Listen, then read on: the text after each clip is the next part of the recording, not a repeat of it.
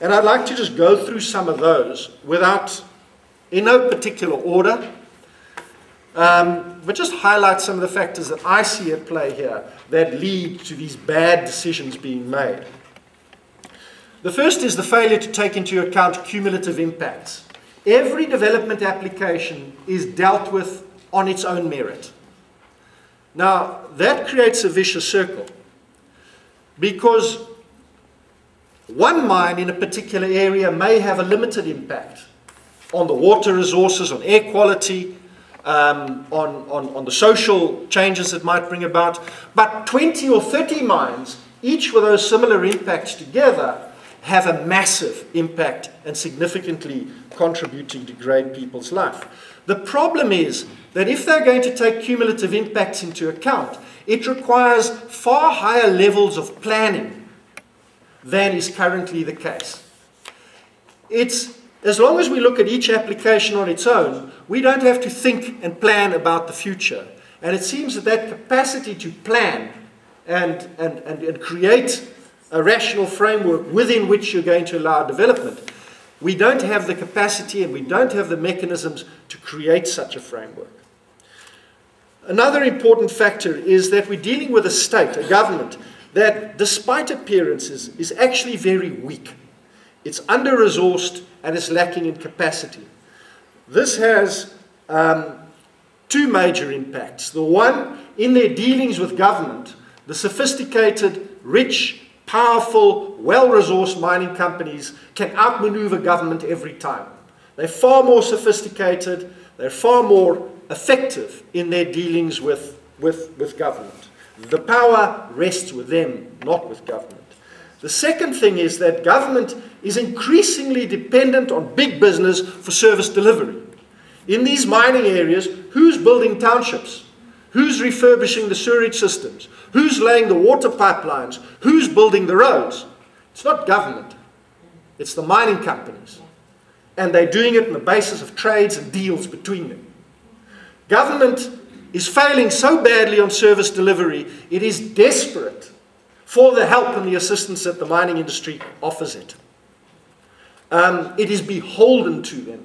If they couldn't brag in their annual reports, well, we've got a new mine and they've contributed to building a new school and they've done some roads, literally government would have nothing. Many local governments would have nothing to tell the people about what they have delivered. So government is heavily dependent on business. It's not a strong government as you think. It's a weak government. Another major factor is a breakdown in the distinction between the government and the ruling party. This means that government is increasingly focused on advancing the interests of a ruling elite. Government does not serve the people.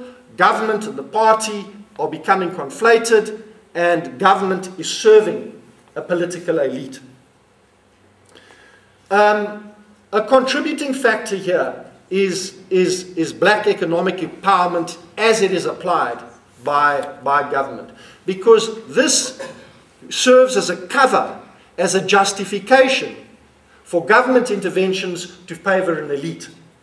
So we will allow a mine in an environmentally sensitively area. We will allow mining in an area where there isn't water to sustain it, on the basis that 26% of that company is owned by a large, well-connected black economic enterprise. This provides the basis for justifying those approvals.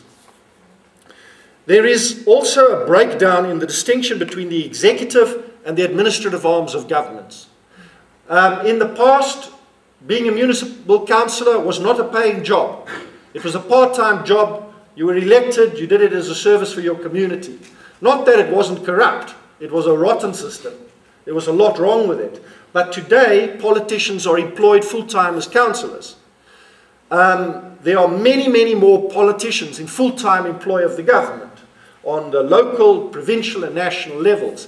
And there is endless meddling on the part of politicians in the business of government.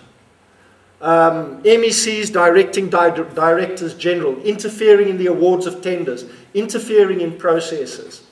There's too much political meddling in the business of government.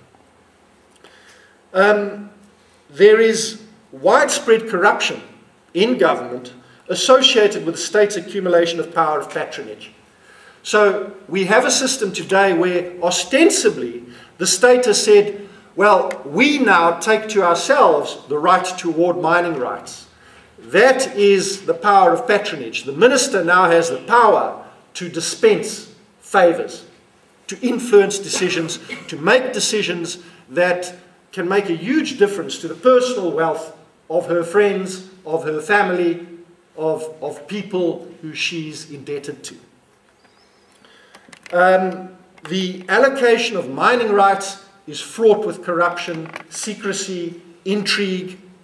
It's a very sleazy business. And by accumulating the power to dispense patronage and to give, a government that doesn't have anything to dispense can't corrupt people. It can't be corrupted. It just carries on mechanically. But by accumulating and taking to itself all this power, we do see widespread problems of corruption and corrupt motives informing development decisions. We see it at a local level with the award of development rights, for pipeline rights, for pump station rights, for sewerage rights. What matters is not so much whether this is a good idea, but do you have the influence? Can you pay the bribes? Can you inform and corrupt the development process? There is a serious problem with a lack of integration between government departments and a contest by politicians for exclusive decision-making power. So the Minister of Minerals and Energy wants the right to give environmental authorizations. She wants that right. She doesn't want DEET to do that. DWAF, until it's now merged with DEET, was the small stepchild. DWAF has to give water use licenses to mines to operate in terms of the law. DWAF is simply ignored. Many of these mines don't have water use licenses, but DWAF is too weak, doesn't have the power of the Minerals and Energy, and therefore their inputs aren't taken into account. Perhaps more important, though, than all of these failings of government is a very weak and underdeveloped civil society. The bitter irony is that prior to 1994, we actually had a very strong civil society. A strong civil society that contributed very significantly to the overthrow of apartheid and the restoration of democracy to this country. Post-1994, civil society has largely been in decline and getting weaker. One of the biggest problems is, of course, we now have the vote. Every 5 years we go to the ballot box and we cast our vote. If we want to influence and change, that's what we do. It's a problem in all elective democracies. Civil society, people have no drive. They aren't excluded, and they don't have the motivation to organize and mobilize themselves. So our society, our civil society, is weak.